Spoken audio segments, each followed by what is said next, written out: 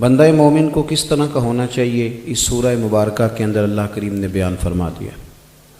فرمایا والعصر، محبوب آپ کے زمانہ مبارکہ کی قسم ہو، ان الانسان لفی خسر، فرمایا بے شک انسان نقصان میں۔ اے اللہ سارے انسان نقصان میں ہیں، تو فرمایا جا رہا ہے نہیں، الا الذین آمنوا، سوائے ان لوگوں کے جو ایمان لے آئے اور وعملوا الصالحات، پھر انہوں نے نیک اعمال کیے، وتواصوا بالحق، پھر وہ ایک دوسرے کو حق بات کی نصیحت کرتے رہے، اور وتواصوا بالصبر، گویا حق کے رستے میں جو تکلیفیں آئیں پھر وہ ایک دوسرے کو صبر کی وصیت بھی کرتے رہے۔ پہلے ایمان لائیں پختہ، پھر اعمال صالح کریں، پھر اس کے بعد حق بات کا پیغام عام کریں، پھر اگر اس رستے میں کوئی تکلیف آئے تو اس پہ صبر کریں۔ یہ دین کی وہ جامع تعلیمات ہیں جو اس سورہ مبارکہ میں اللہ کریم نے بیان فرمائی۔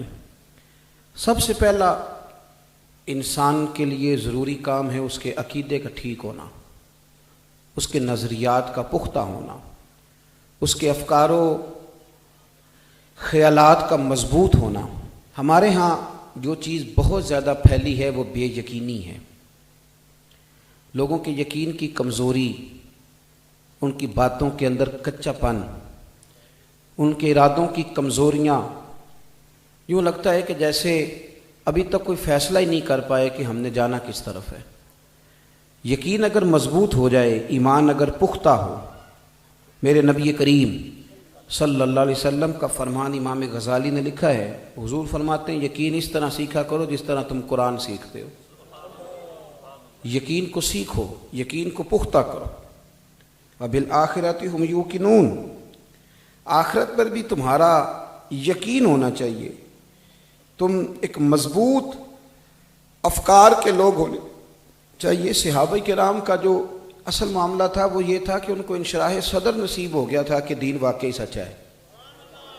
ان کو یہ بات طے ہو گئی تھی کہ مصطفیٰ کریم علیہ السلام کی زبان اطہر سے جو نکلتا ہے حق اور سچ ہی نکلتا ہے۔ انشراح صدر ہمارے ہاں نا منانا پڑتا ہے، سمجھانا پڑتا ہے، اور سارا کچھ مان کے بھی، نعرہ لگا کے بھی، پھر بھی اس پر لوگ یقین نہیں پورا کر پاتے، لہذا عمل کا رستہ مشکل ہو جاتا ہے۔ حضرت سیدنا عثمان غنی رضی اللہ تعالیٰ عنہ فرماتے ہیں کہ میں حضرت عبداللہ ابن مسعود رضی اللہ تعالیٰ عنہ کی تیمارداری کرنے کے لیے گیا، شدید علیل تھے اور ان کی بیٹیاں زیادہ تھیں، بیٹا کوئی نہیں تھا۔ امیر المومنین حضرت عثمان غنی اپنے دور خلافت میں تشریف لے گئے، فرماتے میں نے انہیں جا کے کہا کہ میں چاہتا ہوں کہ خزانے میں سے نا کچھ تھوڑی سی آپ کی بیٹیوں کے لیے مدد کر دوں تاکہ کام آئے۔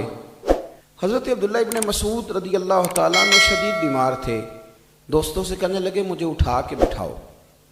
انہوں نے جب بٹھایا تو فرمانے لگے عثمان آپ جائیں، میں نے اپنی بیٹیوں کو خزانہ دے دیا ہے۔ عثمان غنی کہنے لگے آپ کے تو کوئی ظاہر ذرائع نہیں ہیں، تو کیا خزانہ دیا ہے؟ فرمانے لگے میرے نبی کریم علیہ السلام نے فرمایا ہے رات کو سورت واقعہ پڑھو تمہیں کبھی فاقہ نہیں آئے گا۔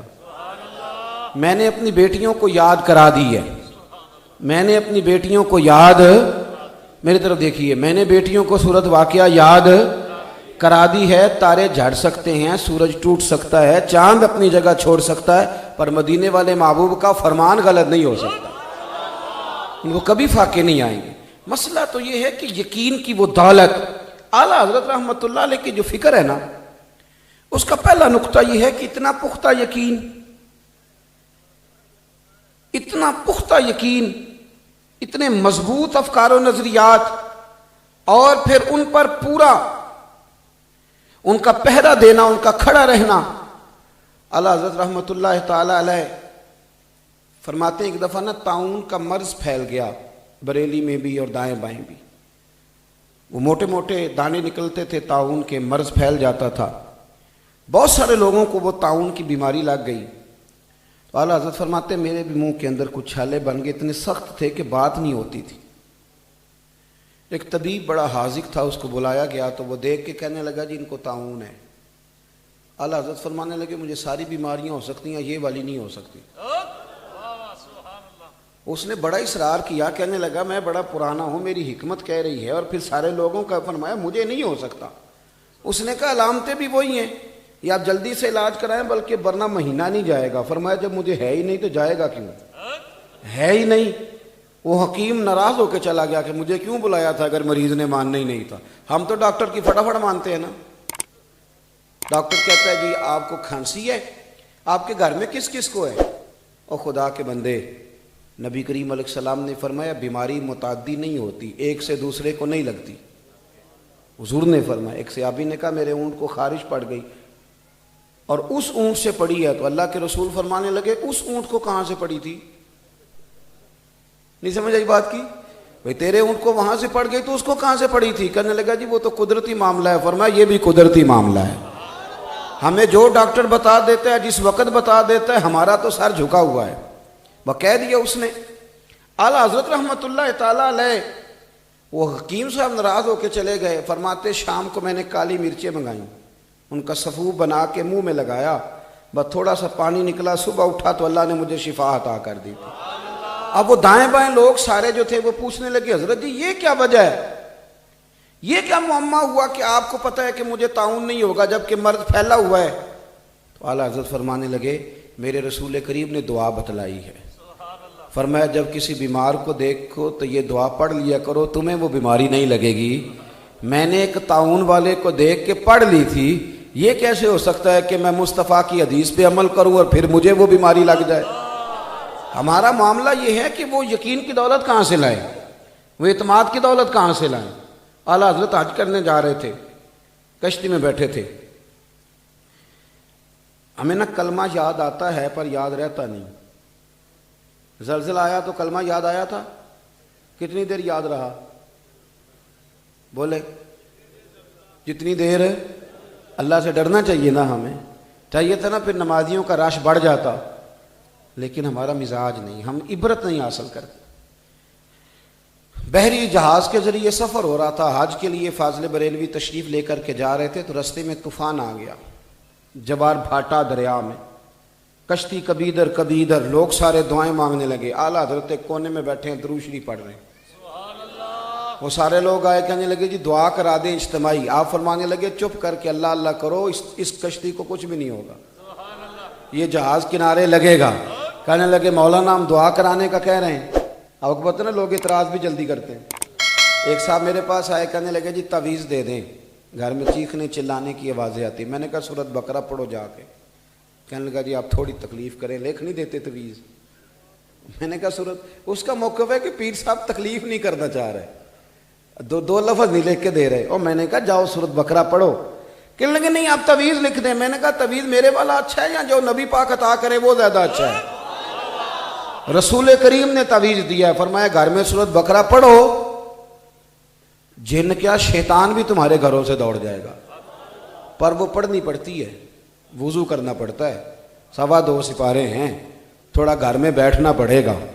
تو اس لیے پیروں نے بھی ہمیں تعویذوں پہ لگایا تو ہم بھی پورے لگے ہوئے ہیں کہ تعویذ لاؤ سیدھا جا کے. یہ پڑھنے پڑھانے کا کام کون کرے بھائی؟ اعلیٰ حضرت فاضل بریلوی رحمۃ اللہ علیہ سے کہنے لگے جی آپ دعا کر دیں. آپ نے فرمایا یاد جاؤ درود شریف پڑھو, اللہ اللہ کرو, اس کو کچھ بھی نہیں ہوگا. اس نے کہا حضرت دعا فرما دیں. بحث ہوئی, کچھ لوگوں نے سخت جملے بھی کہے, آپ مسکراتے رہے. تھوڑی دیر گزری تو طوفان تھم گیا, واقعی تھم گیا, اور لگ نہیں رہا تھا تھمے. جب وہ تھما تو آہستہ آہستہ شرمندگی ہونے لگی. اعلیٰ حضرت کی خدمت میں آیا کے کہنے لگے حضور ہمیں معاف کر دیں, آپ نیک آدمی, آپ کی تو کرامت ہے, آپ کو پہلے ہی پتہ تھا کہ یہ جو جہاز ہے ڈوبے گا نہیں, ہم سے غلطی ہو گئی, معاف کر دیں. ویسے آپ کو کیسے پتا تھا نہیں ڈوبے گا؟ فرمانے لگے میری کرامت نہیں, میرے نبی کریم نے سواری پر بیٹھنے کی دعا بتائی ہے. حضور نے کشتی پر بیٹھنے کی دعا بتائی ہے, جب بیٹھا تھا تو اللہ کے فضل سے پڑھ لی تھی. احمد رضا کو اگر یقین کامل نصیب ہے تو محمد عربی کی حدیث پر نصیب ہے.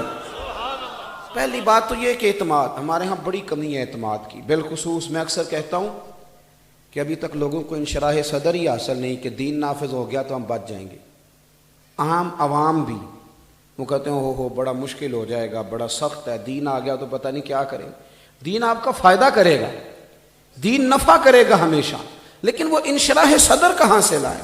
وہ جو آوازیں اندر سے آئیں, اندر سے جو ضمیر اندر سے بول کے آواز دے, وہ آواز کہاں سے لائیں؟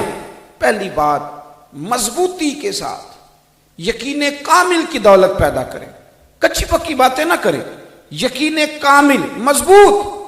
اعلیٰ حضرت عاشق رسول تھے نا، تو آپ یقین کریں ان کے اندر سے آواز آتی تھی کہ واقعی قیامت میں مجھے کوئی نہیں پوچھے گا، مجھے میرے نبی نے بچا لینا ہے۔